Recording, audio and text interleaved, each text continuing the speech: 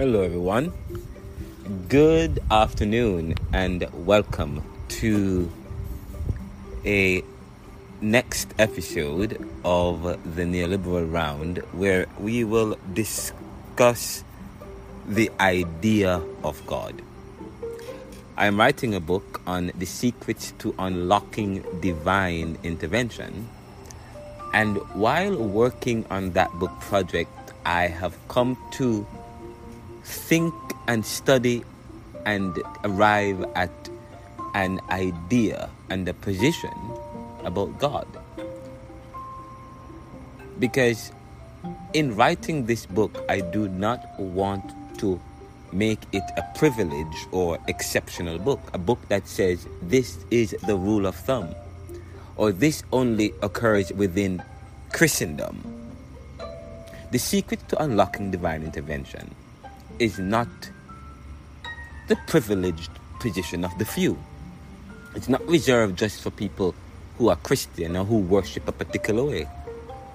But it is a way of understanding how the divine or how God works in our human affairs, or how I have seen him or her work in my life and in the life of others.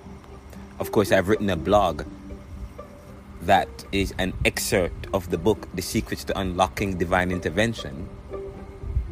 And I share several and reveal several things about that. But it is important to posit here a theology of God, a theology of my faith, as I seek to unravel the secret to unlocking the divine intervention. Actually, I was driving recently and I recorded a theory which had several background interruptions, so I actually had to do it again, but it was beautiful. I will add the background interruption to it, but I will do this live take as well. But I begin the thought with this hypothesis, or with this general assumption, with this general theory or hypothesis. If God is, or the divine is, the ultimate of all things, if God is greater than that which nothing greater can be conceived or imagined. If God is omnipotent, omnipresent, and omniscient, how is it that we can put limit or limits on him or her, so that we can fix God in a mold or mode that confines him or her to our time, space, or quantum physics? If God is unlimited, why do we limit him or her to just one thing? That is, if we can limit him or her, because we are limited, we are creatures, but we say that God is not. In fact, God is beyond the word God. God, the three-letter word, God, is just human semantics utilized to make sense of the divine. So, how is it that we can just see God as Christian and not anything else? How is it that God is just Hindu or Muslim? In fact, if God is beyond and transcends all, it would seem as if he or she is that and more. Or that is a cultural expression of the way in which the divine reveals himself at some point in time to a particular set of people who have utilized their own contextual experience and culture to interpret and represent that revelation of that God, either as Hindu, Muslim, Christian, or whatever the culture or the context is at that particular time. So that when we see God, God is Christian.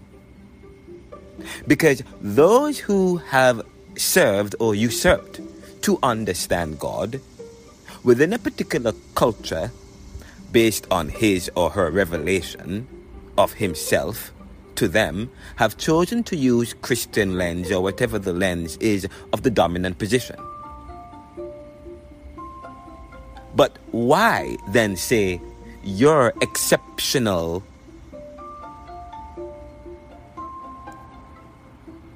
Why then say your way is exceptional and the only way that leads to the divine? Why universalize your idea of God as the only ideal expression of that God, as if to attain a position of privilege? Indeed, that is the franchising of religion. We say God is omnipresent, means that he can go anywhere, he can be at all places at all times. Yet we cannot fathom the fact that God at some point in time would show up as Allah or Muhammad, that he would show up as Jesus or Jesus or Elohim, he show up as Jehovah, Yahweh, or shows up as in various different peoples in different tongues based on their experiences, and they have chosen and created a way to express that revelation or that divine intervention, so that we have a multiplicity of expression that people have institutionalized and turned into a doctrinal requirement of law and status.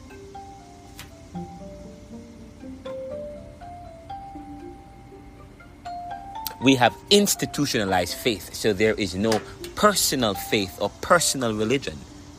The Bible says, work out your own salvation.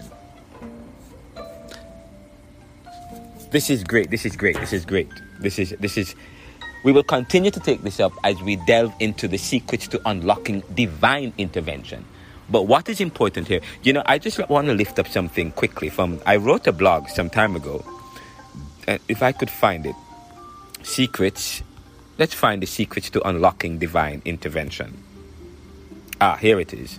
So I wrote a blog on April 11, 2021 as I continue to research and to develop this next book, this next epic, Secrets to Unlocking Divine Intervention. And so I wrote a brief excerpt, and I begin like this. I said, at 9 a.m. one day, I prayed earnestly. God, let them fire me so that I can be freed up to do whatever I've always wanted to do. You see, I had imagined that if I were to quit my job, I would lose needed benefits. So I asked the divine to let my seniors terminate me from my job without having to dumb down my work or sabotage my employers to get terminated, as I was profusely opposed to that. I reasoned with God, saying, even if that means doing Uber as a side gig so that I can still earn while having a lot of time to work on my dreams and passions and turn my talents into a worthwhile business. I said to God, if I quit, I may not receive some benefits, but if they fire me, I will. By 9:15 a.m. that same day, 15 minutes after the prayer, I got a call from my senior executive that I was being terminated. And boy, I was happy. My life has never been better, for I'm so much closer to realizing my ultimate after years of neglect, working for another and on other people's dreams and visions. I sat and started planning and strategizing and working, and today I'm closer, much closer to realizing it, and happier. You see, the time you take to work for someone else is a lost time that you could be using to prop up your business, unless you can work for someone else while still having time for family, leisure, and working on your ultimate career. But I did not have such luxury, as my job inundated my life so that very little time was left for anything else. But God intervened upon my request, which has impacted my life positively.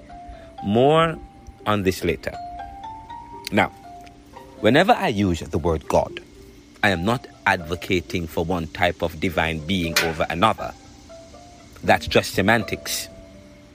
I use the English word God to refer to the divine, which may be Allah, Jehovah, Elohim, Yahweh, Rastafari, etc., depending on your language, culture, or perception of things. For God, or the divine, reveals versions of himself or himself in various ways at various times within a limited context of culture that then perceive and interpret God's revelation in the way that God has made it for us to interpret or see him, confined by our limitations of time, space, and so on, and the law of thermodynamics. Yet we have used these revelations of God to subscribe to a particular kind of totalitarianism that pretends to be all truth, that all must follow and abandon any other calling. If not totalitarianism, we adhere to a strict view of God that facilitates a type of economic competition or race that privileges one's idea or interpretation of the revelation of God over others, so as to monopolize the selling of one's religion to garner greater market share and power. It is as if we are caught up in a kind of religion or theology of capitalism that celebrates competition and greed over equity and fairness, promoting privilege and a society of class where one religion is better than the other. But the secret to unlocking divine intervention is not the privilege of one faith or using one name over another. The fact of the matter is, the divine meets you wherever you are and however you see him or her. Importantly, however, we see the ultimate. God is and will intervene insofar as we let him or her intervene, and insofar as we believe. And what's the greatest miracle and the ultimate of all things, and of he or she, of him or her, that made us, that we become one and live as one with all of our various individualities and polities.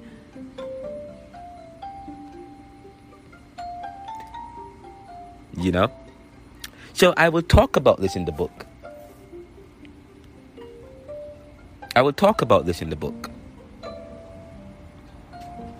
You know, I also wrote another excerpt of the book. As we think about the idea of God, we said that God is real in so much as you want him or her to be real. Not that God isn't or is an existential being limited by time or space or human minds, as the divine is than that which nothing greater that can be conceived or imagined. God is and is whether or not or how we believe. For if we say a thing does not exist, it does not exist within our abilities to make sense of a thing's reality or essence. Let me say that again. God is and is whether or not or how we believe. For if we say a thing does not exist, epistemologically speaking, it does not exist within our abilities to make sense of a thing's reality or essence. For reality is within and made evident from one's self, and Descartes did advance cogito ergo sum, I think therefore I am. For because in his mind nothing else exists but then The thing that is thinking that nothing exists. So then we are left with something that is personal and that is powerful, that one you cannot deny. Certainly, your faith will take you as far as the extent of your faith. The fact is, God is, but is everything and more.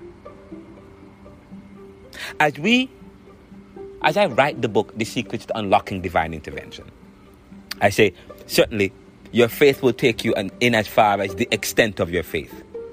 God is the ultimate, and yet, Christian, Jew, Hindu, Muslim, Darwinist, Catholic, Protestant, theist, and atheist. For God is colorful and has many sides, and has made it so that we relate to him or her or it in various ways and means, which does not take away from who he is, but it says much about us because we are limited and we are trying to make sense of that which is expansive and comprehensive.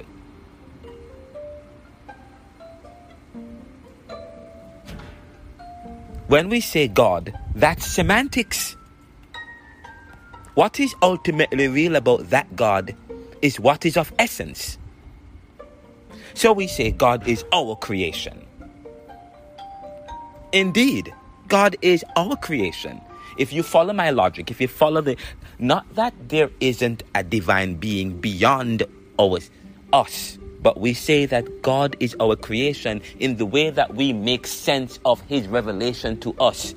That is our creation. The institution that we create from the revelation that he has brought us to make sense. But what add insults to injury is when we exceptionalize that, when it is cultural and limited based on our time, space, and culture.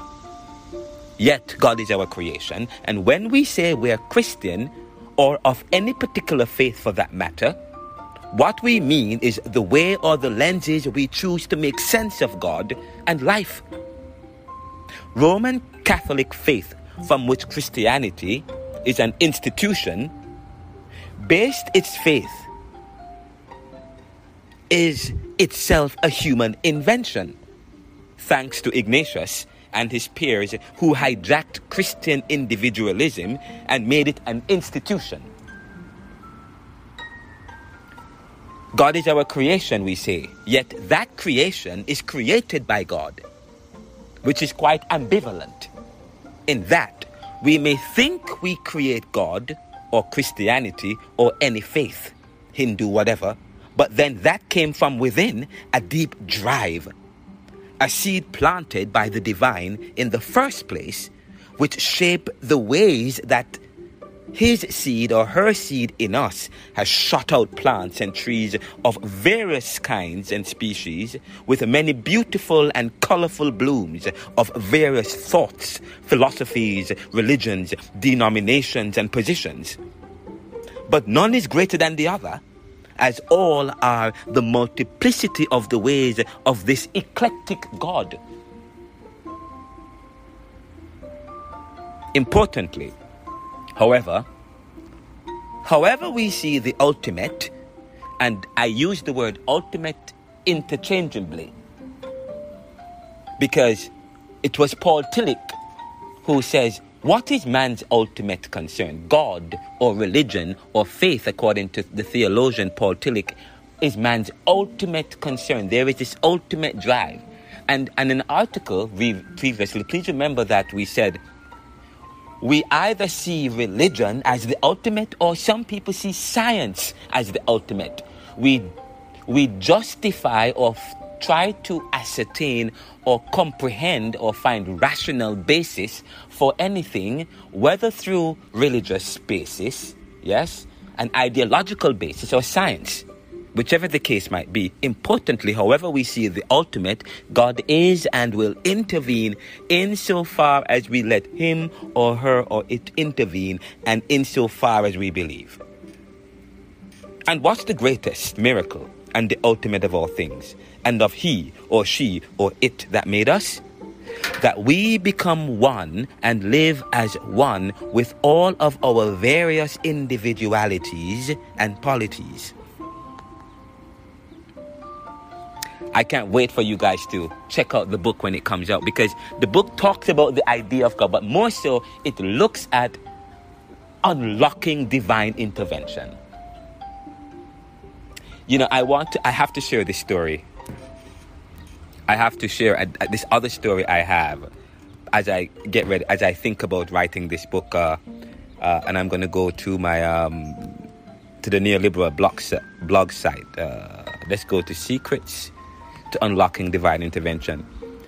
I wrote a blog about the secrets to unlocking divine intervention. I wrote 2 blogs in the neoliberal blogspot at ronaldocmckenzie.blogspot.com.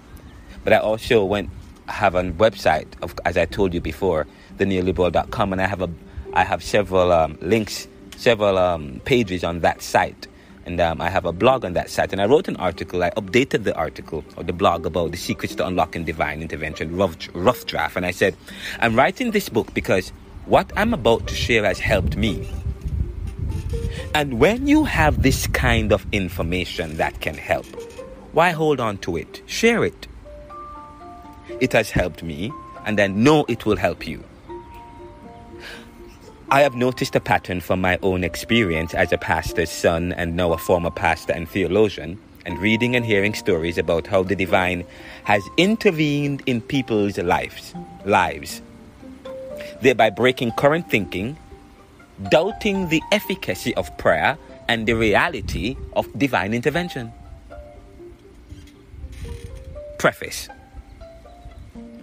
Because I'm living and working in a judeo-Christian milieu, this article will draw on those experiences and much of those stories, but is not limited by them, as I fully appreciate and accept all religious and spiritual and personal reflections and positions about God, as all are working out their own salvation.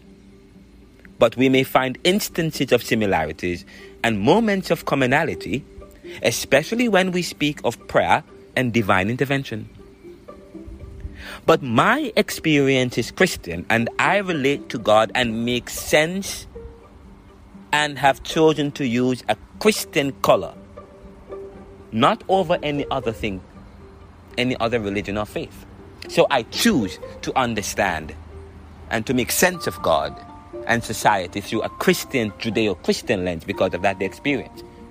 That is the human creativity. That's what we have done. Okay, we choose to make sense of God, whether through Christian lens or because of where I live, I choose a Christian lens. Okay, but not over and against anything else. It's not exceptional, and you don't proselytize. Yes. So here is the introduction of the book. The secrets to unlocking divine intervention in our human affairs is not really secret. In fact, if anything, it should be second nature, as we have all the signs, information and stories and evidence that reveals the means and ways of accessing God's help. My life has been riddled with stories that I will share with you as I delve into the 10 important factors to consider when you seek divine intervention. My uncle Bishop Reverend Lipton Mackenzie, who is the senior pastor of the National Church of God, shared a story that I will include in the upcoming book, It Is Powerful. I was walking down Musgrave Street in Germantown, Philadelphia last week, or some time ago. Wasn't last week, but when I wrote this blog, it was last week, but I guess it's about 2 months ago.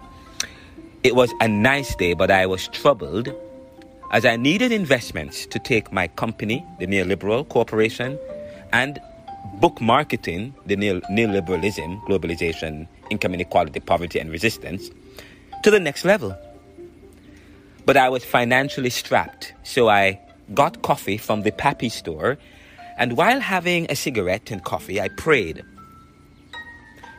I saw an older lady whom I had told about my book, and and my acceptance at Georgetown University in the PhD program. She was happy to see me. She asked, how are you doing? I said, great. My book is out.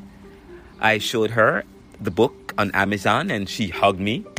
She shared that her son just graduated with a bachelor's in English and is shy and needed some support in his writing as he is unemployed and working on a book. I was intrigued and expressed that is what I want to do. I wanted to do. Learn and then invest in young men and women in the local communities, their writing prowesses, and to empower and motivate and to endeavor and to facilitate.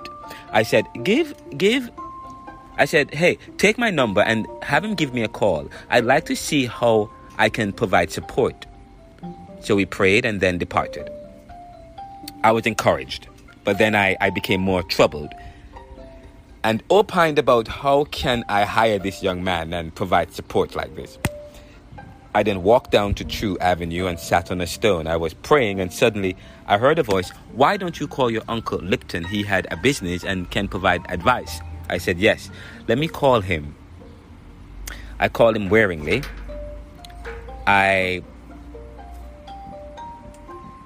haven't spoken to him in a long time. So I had felt badly about that. But to my surprise, he was happy to hear my voice and said, congrats on the book, you're a star now. I laughed and we had such a great time talking about the book.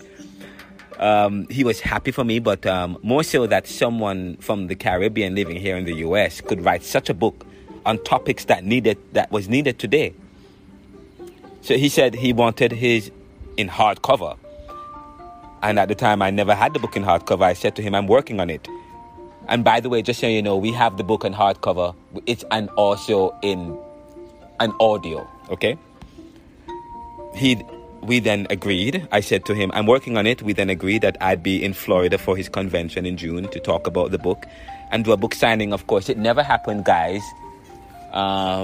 I ended up I got a new apartment. Several things happened in my life and it never happened, but we're planning on, and we haven't done any book signing as yet. That takes a lot of investments to do, a lot of work to do, but it will happen soon. But we hope to have some book signings soon and some official launch, but we haven't had it yet. That will be in conjunction with probably the housewarming coming up soon. But let's continue with the conversation. But what was powerful was when I told Uncle how God has been so great in my life. I told him a story of how God granted me a prayer request within 5 minutes of praying that prayer. You know, he then shared this very important story that's impacting, and I'd like to share with you. He said that some time ago, his business, Mackenzie Financial Inc., a debt default management company in Florida, was struggling, and he was seeking God's help earnestly. You see, I'm familiar with this as in 2015, I lived in Florida and worked briefly as a consultant with my uncle's company. We were praying everyone that God would provide more business opportunities. However, he had to lay off employees and took a pay cut. Eventually, a prayer mother of his called and said that while praying, she senses God saying that you should sell. Wash your hands off the business. He decided that he would do that. And you know what happened? COVID arrived soon after. You see, while we were praying that God would save the company, God was preparing us for something bigger that we couldn't see. Only he could. For if God had saved the company, then COVID hits and then we are in another pickle. By selling the company, he was able to make more money than if he had continued through COVID, where several companies lost hundreds of dollars and went into closures. So you may be seeking divine intervention in one way, but God may be coming through for you in some greater way that we can't see or understand. For he is than that which nothing greater can be conceived or imagined. You know, I have another story for you, but you know, I'm going to add that story to the book, and it's deep. I was a youth pastor going to preach, to do some evangelism. And I prayed and I had no gas to put in my car. And I said, God, please tomorrow when I go to the gas station, I pray that the gas station owner will show up at such and such a time. And can I tell you, I won't even say anymore. I'm not going to tell you what happened. I'm not going to tell you what happened, because you're going to have to read the book and the several myriads of stories I will share with you. And what happened here. But great stuff here. Thank you guys for tuning in to the Neoliberal Round. And share it with your friends. Continue to follow my blogs. Follow me on Twitter, social media. Check out the book, Neoliberalism, Globalization, Income Inequality, Poverty and Resistance. Continue to look out for the book, Secrets to Unlocking Divine Intervention, which will be out probably by the end of the year. And I will continue to provide excerpts of the book. And if you have feedback or comments, please email me at ronaldomackenzie@theneoliberal.com. Thank you so much, and have a great evening. Take care. All the best.